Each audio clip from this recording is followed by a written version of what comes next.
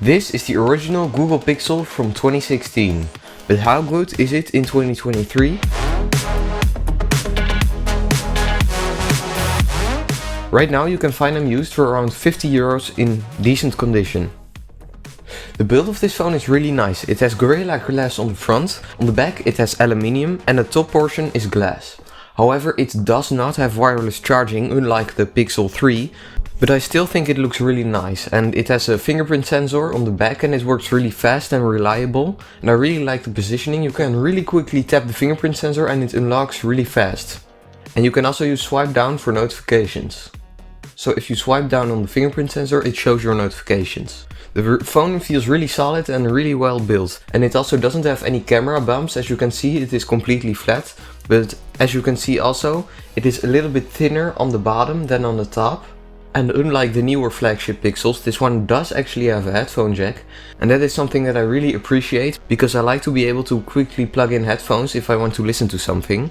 And here you can see on the bottom it has a USB-C port, the speaker and the microphone. On the right side you have the volume buttons and a textured power button, so you can easily feel which one is the power button and which ones are the volume buttons.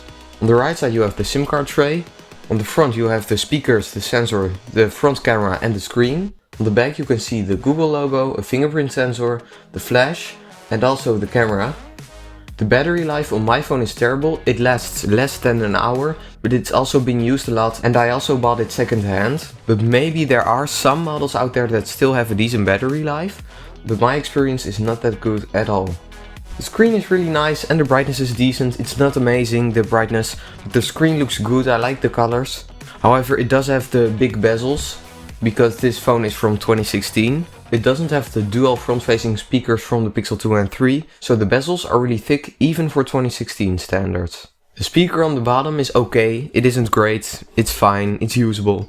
One thing that this phone is really good at is the camera. The back camera is 12.3 megapixels, but it takes really good photos because of the Google camera software. I still have some photos from 2019, 2020, when I still use this phone as my main phone. And when you take a look at the image quality, it's really impressive what a phone like this could do back then. When I take a look back at the photos, they are still really high quality. They also have a lot of detail.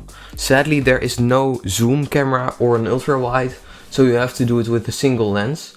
It also got an update in 2018 for night sight to take better pictures in low light. It isn't as amazing as the newer Pixel cameras of course, but it can still take some decent low light pictures. Also, it has unlimited uploads to Google Photos in original quality, so you can upload 4K completely fine without it going to your Google 15GB account limit.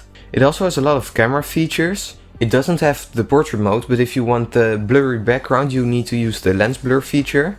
So instead of just clicking and taking a photo, you have to click and then move the device a little bit up. But as you can see, the device moves too fast and most of the times it doesn't really work great. The image processing is a bit slow when you have HDR+ turned on.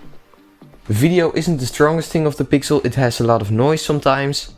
But the stabilization is really good and it can shoot up to 4K at 30 FPS or 1080 at 60. The software is still on Android 10, which is already a bit old, but it doesn't have the latest security updates.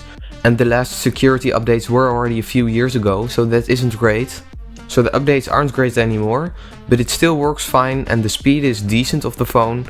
It works okay and you can still watch some YouTube, do some basic internet browsing. It's still decent.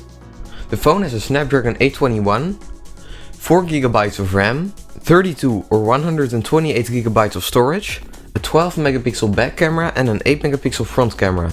If you want to see more videos like this, make sure to hit the subscribe button and thank you for watching.